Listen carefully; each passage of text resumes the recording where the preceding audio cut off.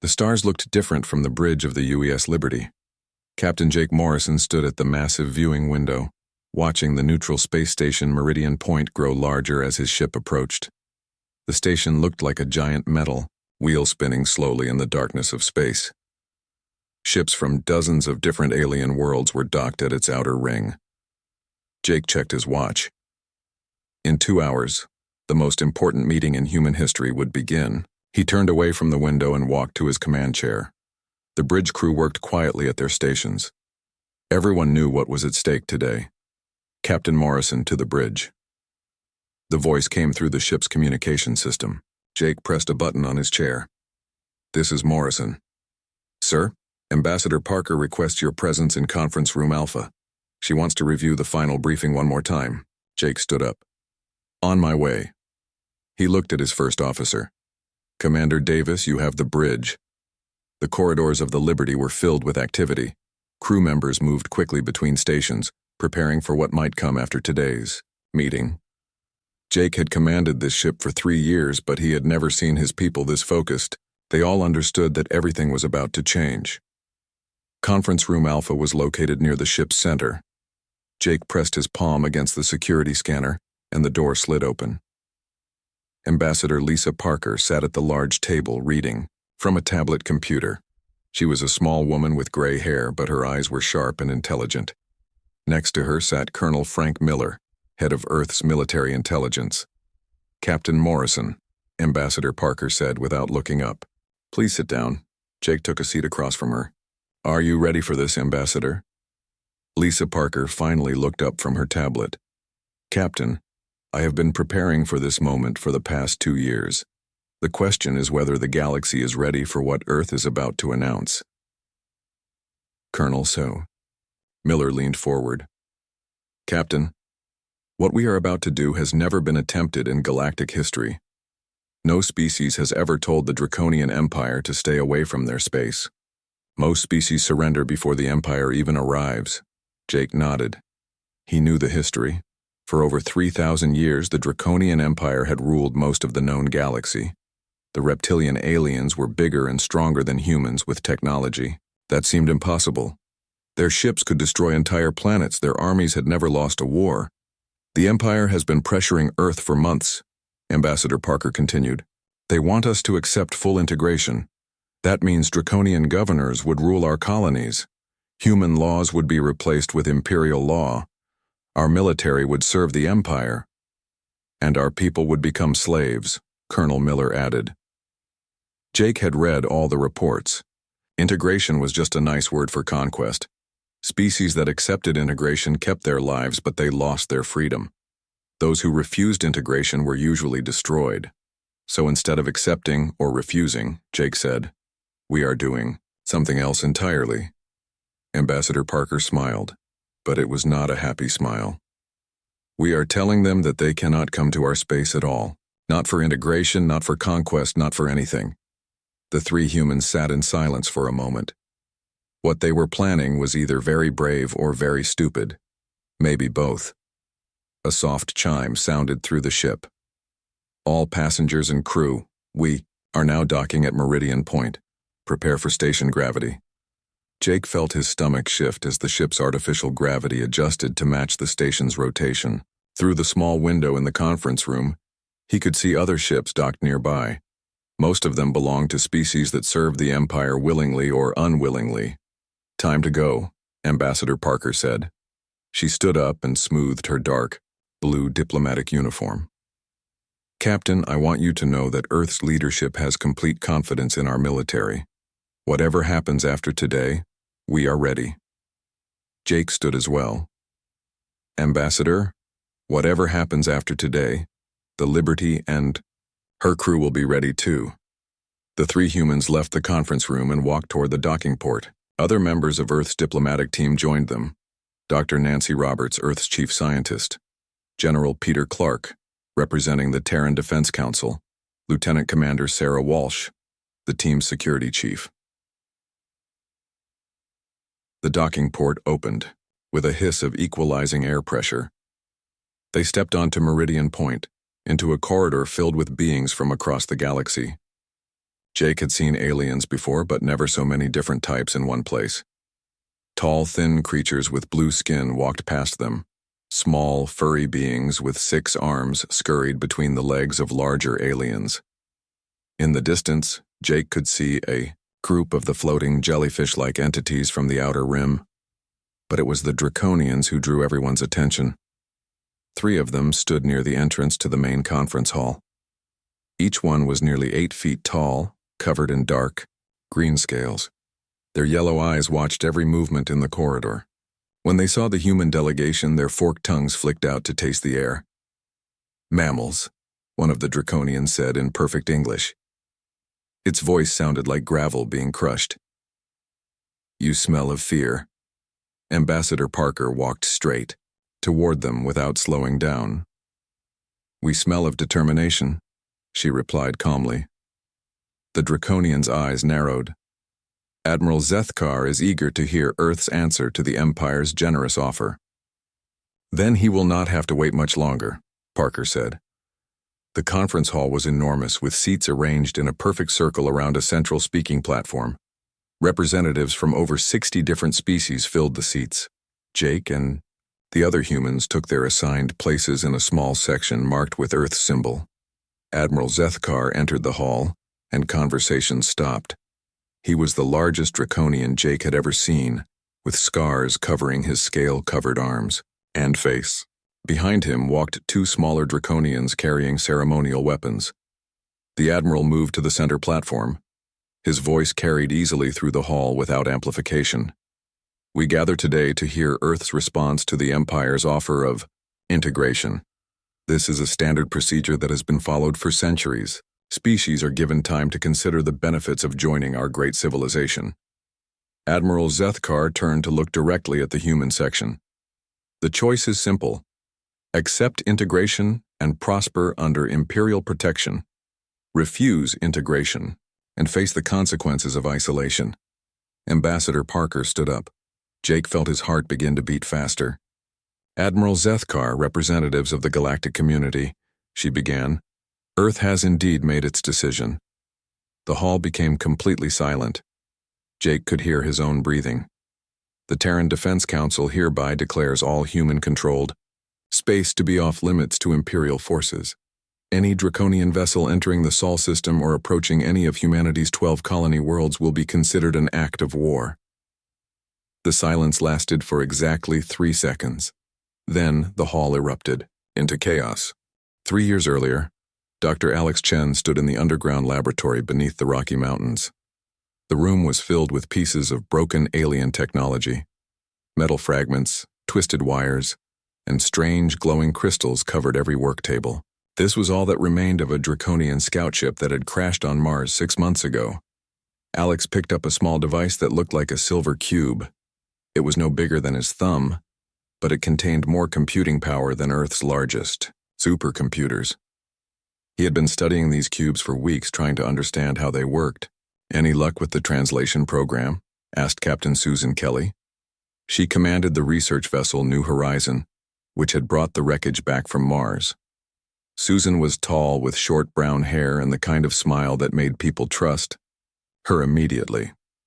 "I think I found something," Alex replied. He connected the cube to his computer terminal. "These aren't just navigation computers. They contain historical records going back thousands of years." The computer screen filled with alien symbols. Slowly, the translation program began converting them into English. Alex and Susan read in silence as the true history of the Draconian Empire appeared before them. "This can't be right," Susan whispered. The records showed that the Empire's advanced technology was not entirely their own invention. For centuries, the Draconians had been conquering other species and stealing their innovations. When a species developed something useful, the Empire would invade their world, take their technology, and then destroy all evidence that it had ever existed. Alex scrolled through more files. "Look at this.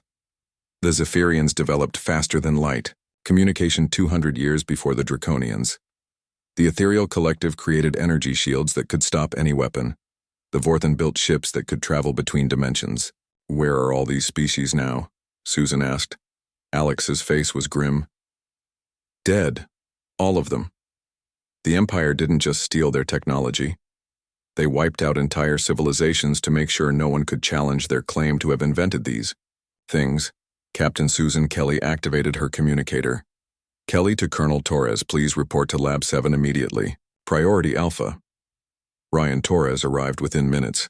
He was Earth's top intelligence officer, a man who had spent his career studying alien threats. His dark eyes missed nothing, and his mind worked like a computer analyzing data. What have you found? Ryan asked. Alex showed him the translated records. Ryan read them carefully, his expression growing darker with each page. This explains a lot, Ryan said finally. We always wondered how one species could be so far ahead of everyone else in every area of technology. Now we know they cheated. Susan pointed to another section of the data. There's more. Look at this medical information. The files contained detailed biological data about draconian physiology. What they revealed was shocking. The draconian species was dying. Their home planet was becoming poisonous to them. They needed constant expansion not just for power, but for survival. Their birth rate has been dropping for centuries, Alex explained. They can't reproduce fast enough to maintain their population. That's why they keep conquering new worlds. They need the resources to keep their species alive. Ryan studied the data more carefully. This is bigger than we thought. Look at these genetic compatibility charts. The charts showed which species could serve as biological hosts for draconian consciousness. Most aliens were incompatible, but there was one species that matched perfectly with draconian biology: humans. They're not trying to integrate us, Susan realized. They're trying to replace us. Alex found more files that confirmed their worst fears. The Empire had developed technology that could transfer draconian minds into other bodies. They had been using it for centuries to extend their leaders' lives, but now they needed it for something much worse. Integration is just the first step, Ryan said. Once they control our government and military, they start the replacement process. Draconian consciousness goes into human bodies. Human minds are destroyed. The three humans stared at the computer screen in horror. Earth wasn't facing conquest, it was facing extinction. How many people know about this? Susan asked. Right now, just us, Ryan replied, but that needs to change immediately. 2 days later, Commander Lisa Wade received an urgent message to report to the Pentagon. She was the head of Earth's Special Operations Division, a unit so secret that most government officials didn't know it existed. Lisa had been a soldier for 20 years, and she had never received a priority message this high. The briefing room was filled with Earth's top military and political leaders. President Adams sat at the head of the table. General Harrison, chairman of the Joint Chiefs, sat to his right. Director Campbell from Earth Intelligence was there, along with several other people Lisa didn't recognize. Dr. Alex Chen presented his findings to the group. The room was completely silent as he explained what the draconian records revealed. When he finished, President Adams spoke first. How long do we have? Based on their historical patterns, maybe 6 months, Ryan Torres answered. Once they realize, we know their secret, they'll move quickly. General Harrison leaned forward. Can we fight them with conventional weapons? No, Director Campbell said bluntly. Their technology is still superior to ours, even if they stole most of it. A direct military confrontation would be suicide. Lisa Wade had been listening carefully. Now she spoke for the first time. What if we don't fight them conventionally? Everyone turned to look at her. Explain, President Adams said. They're expecting us to either surrender or resist like every other species has done. What if we surprise them? What if we make ourselves too dangerous to conquer? Dr. Chen nodded slowly. If we can turn their own technology against them. Exactly, Lisa continued. We know their secrets now. We know their weaknesses. We know what they're really planning.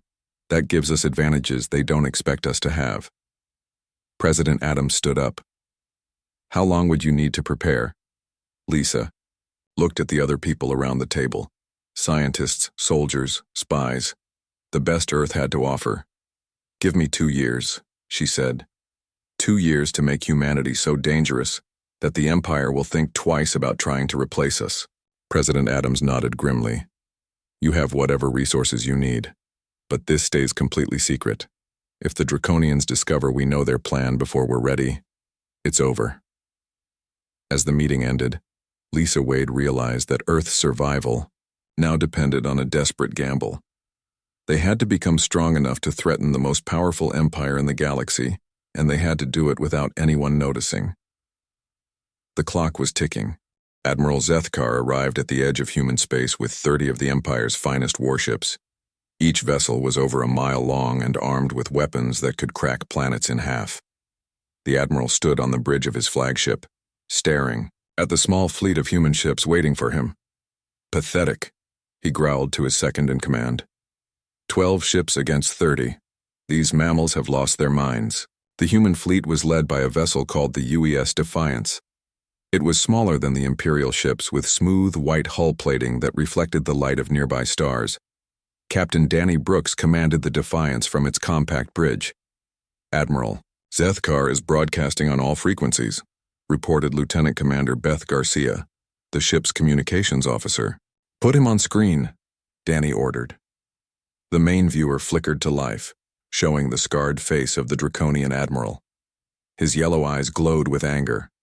Humans of Earth, Admiral Zethkar began. I am Admiral Zethkar of the Imperial Fourth Fleet. You have made a grave mistake by declaring Imperial forces unwelcome in your space. I offer you one final chance to surrender and accept integration. Danny stood up from his command chair. He was a young man with calm blue eyes and steady hands. He had been chosen for this mission because he never showed fear, even when facing impossible odds. Admiral Zethkar, Danny replied. I am Captain Danny Brooks of the Terran Defense Fleet. Earth's position has not changed. You have entered restricted space. Withdraw immediately or face the consequences. The Draconian Admiral's laugh was like rocks grinding together. Consequences? You have 12 primitive ships against the might of the Empire. What consequences could you possibly threaten? Danny's expression didn't change. Yeah, you'll find out. He cut the communication and turned to his weapons officer. Lieutenant Carter, target their lead ships. Fire when ready. What happened next shocked everyone watching, including Danny's own crew. The Defiance's plasma cannons fired streams of blue energy that tore through the Imperial ship's shields like they were made of paper. The first Draconian vessel exploded in a ball of fire and metal. Impossible, Admiral Zethkar snarled from his bridge. Their weapons shouldn't be that powerful. But the human attack was just beginning. Captain Maria Santos, commanding the UES Vigilance, led her ship and 3 others in a flanking maneuver. The human vessels moved with impossible speed and precision, dancing around the larger Imperial ships like fighters around bombers. How are they so fast? Demanded the Admiral's tactical officer. The answer was something the Empire could never have predicted. For 2 years, human scientists had been studying every piece of Draconian technology they could find. They learned how Imperial shields worked, how their engines functioned, and most importantly, how to make weapons that could defeat both. Captain Maria Santos watched her targeting display as enemy ships tried to lock onto her vessel. The Vigilance twisted and turned through space, moving in patterns that confused the Imperial computers. Human ships had been designed specifically to fight Draconians, using the Empire's own tactical data against them. Target acquired, announced her weapons officer, Lieutenant Dave Wilson. Fire all batteries, Maria ordered. The Vigilance unleashed a devastating attack that destroyed 3 Imperial ships in seconds. The human weapons didn't just penetrate Draconian shields, they seemed designed specifically to exploit weaknesses in Imperial hull design. Admiral Zethkar watched in growing horror as his fleet was torn apart. Half his ships were already destroyed or badly damaged. The humans were fighting like they knew every detail of Imperial technology. Sir, his communications officer called out. We're receiving a transmission from the human flagship. Put it through, the Admiral growled. Captain Danny Brooks appeared on screen again. Behind him, displays showed the destruction of the Imperial fleet. Admiral, you still have time to withdraw your remaining ships, Danny said calmly. But if you continue this attack, we will destroy every vessel in your fleet. You think this small victory means anything? Admiral Zethkar shot back. The Empire has thousands of ships, millions of soldiers. We will crush your pathetic species. Danny's expression grew serious. Admiral, before you make that decision, there's something you need to know. He nodded to someone off-screen. Suddenly, one of the human ships fired a weapon unlike anything the Draconians had ever seen. Instead of destroying an Imperial vessel, the beam seemed to pass right through it. For a moment, nothing happened. Then the Draconian crew on that ship began screaming. Admiral Zethkar watched his tactical display in confusion. The ship wasn't damaged, but all life signs aboard were going dark. One by one, every Draconian on that vessel simply died. What did you do? The Admiral demanded. That was a consciousness disruption beam, Danny explained. It targets the neural pathways that your species uses for mind transfer. Any Draconian caught in that field dies permanently. No backup, no second chances, just death. The Admiral's eyes widened in terror. For over 1,000 years, Draconians had used consciousness transfer technology to achieve a form of immortality. When their bodies died, their minds simply moved to new ones. It was what made them so fearless in battle. But the humans had found a way to kill them forever. You're lying, Admiral Zethkar whispered. Another human ship fired the same weapon at a second Imperial vessel. Again, every Draconian aboard died instantly and permanently. The Admiral could see the terror spreading through his remaining ships. His soldiers were facing something they had never encountered before, the possibility of true death. This is impossible, the Admiral said. You couldn't have developed such a weapon. Danny Brooks smiled, but it was not a friendly smile. We didn't develop it, Admiral. We found the plans in your own database. It seems the Empire has been suppressing this technology for centuries to maintain control over your own people. The truth hit Admiral Zethkar like a physical blow. The consciousness disruption beam had been invented by a species the Empire conquered long ago. The technology had been hidden away to prevent anyone from using it against the Draconians. But now the humans had found it, perfected it, and turned it into a weapon of terror. Withdraw your ships now, Danny Brooks said, or watch them all die permanently. Admiral Zethkar looked at his tactical display. He had started this battle with 30 ships and thousands of soldiers. Now he had 8 damaged vessels and crews that were paralyzed with fear. For the first time in his long life, Admiral Zethkar gave the order to retreat. As the surviving Imperial ships jumped to hyperspace, Captain Danny Brooks turned to his crew. Send a message to Earth Command, he said. Tell them the test was successful. The Empire now knows that we can kill them permanently. The bridge crew cheered, but Danny didn't celebrate. He knew this was just the beginning. The Empire would return with more ships and more anger, but now they would also return with fear. News of humanity's victory spread across the galaxy faster than anyone expected. In the outer colonies, alien species that had lived under Imperial rule for generations began to whisper about the humans who had made Draconians retreat. On trade, stations, and mining worlds, beings who had never heard of Earth suddenly wanted to know everything about this new species. Commander Rachel Stone stood on the bridge of the UES Diplomat as her ship approached the Zephyrian Republic. The butterfly-like aliens had been among the first to contact Earth after the battle with Admiral Zethkar. Their message had been simple but important. We want to talk. Approaching Zephyr Prime, announced Lieutenant Tom Bradley, the ship's navigation officer. They're sending us docking coordinates. Rachel looked out at the alien world below. Zephyr Prime was beautiful, with purple oceans and silver cities that seemed to float in the clouds. The Zephyrians had been independent for over 50 years, but they lived in constant fear that the Empire would return to reclaim them. Commander Stone, came a voice through the ship's translator system. Welcome to our world. I am Speaker Veltar, of the Zephyrian Council. The speaker was waiting for them at the docking port. Like all Zephyrians, Veltar looked like a giant butterfly with 4 arms and large multifaceted eyes. When the aliens spoke, their voices sounded like music. Speaker Veltar, Rachel said with a respectful bow. Earth is honored to meet with the Zephyrian Republic. The honor is ours, Commander Stone. Come, the council is eager to hear your proposal. The Zephyrian council chamber was a circular room with walls made of crystal that caught and reflected light in beautiful patterns. 12 speakers sat in a semicircle, their wings folding and unfolding as they communicated with each other telepathically. Humans of Earth, Speaker Veltar began. For generations we have waited for someone strong enough to challenge the Empire. We have watched as species after species fell to draconian conquest. But you have done something we thought impossible. You made them afraid. Rachel stepped forward.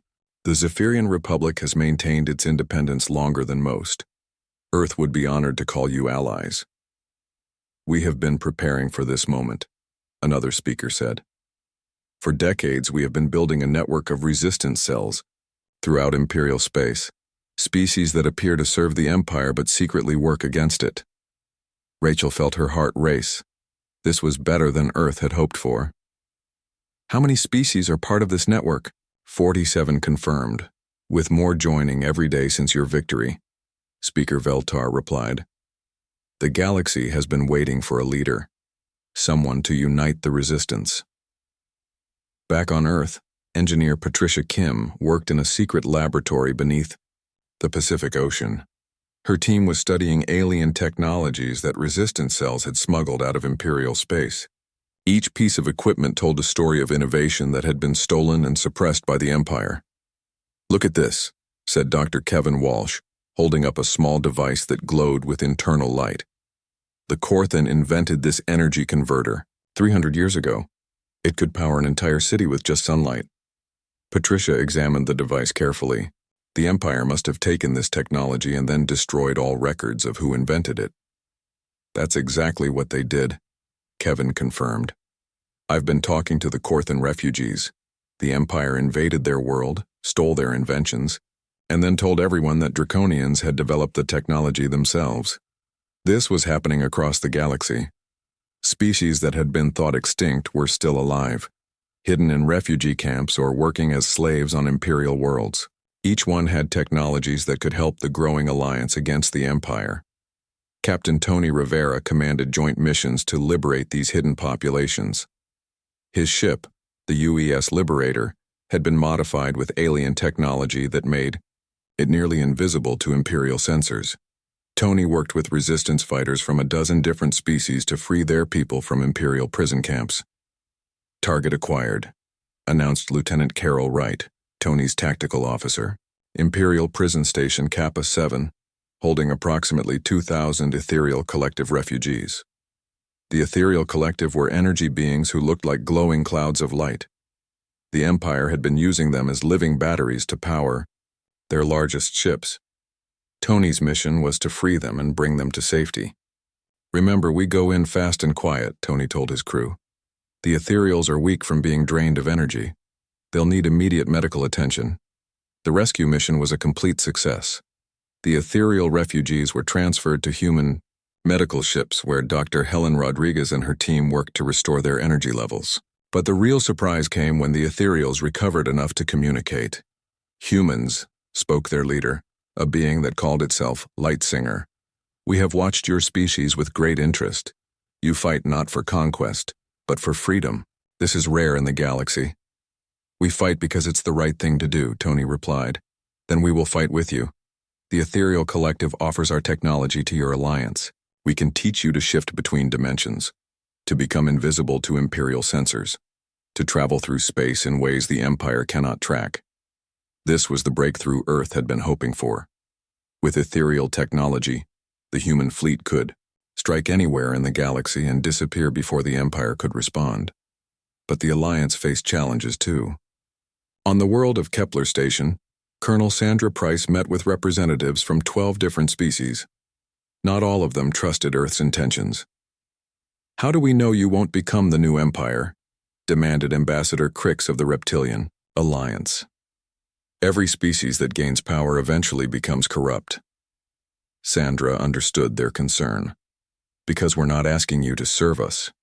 We're asking you to stand beside us.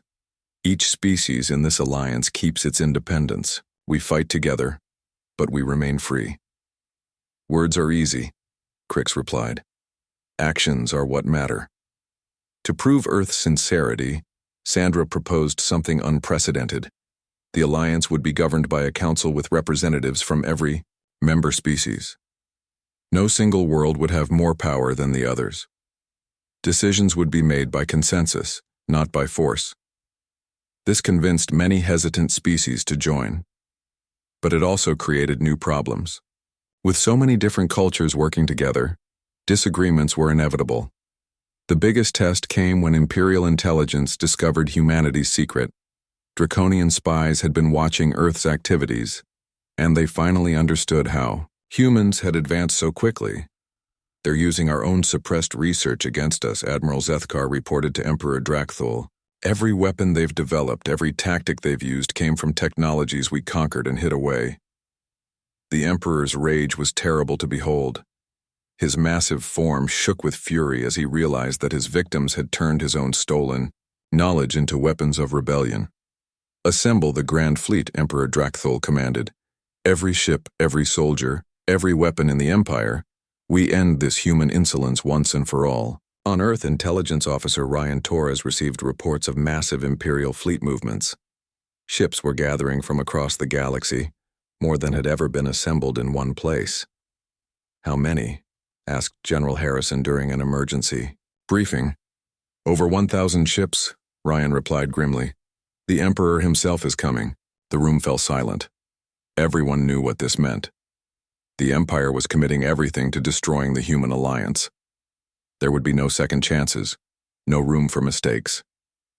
Then we'd better make sure we're ready for them, General Harrison said.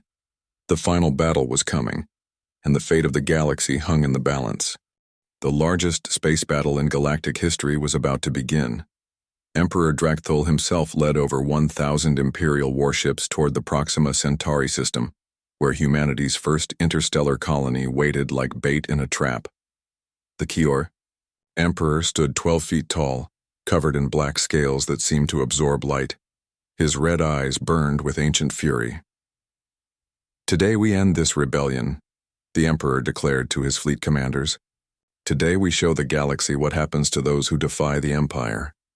Admiral Jason Carter commanded Earth's combined fleet from the bridge of the UES Constitution. He was a calm man with gray hair and steady hands, chosen to lead because he never panicked under pressure. Around him, displays showed the positions of Allied ships from dozens of different species. Imperial fleet detected at the edge of the system, reported Lieutenant Commander Amy Foster. Estimated count, 1,047 vessels. Jason nodded grimly. The Alliance had managed to gather 600 ships, impressive for such a new coalition, but still outnumbered almost 2-1. However, numbers weren't everything. The Alliance had advantages the Empire didn't know about. Signal all ships, Jason ordered. Begin Phase 1. Throughout the system, ethereal collective technology activated.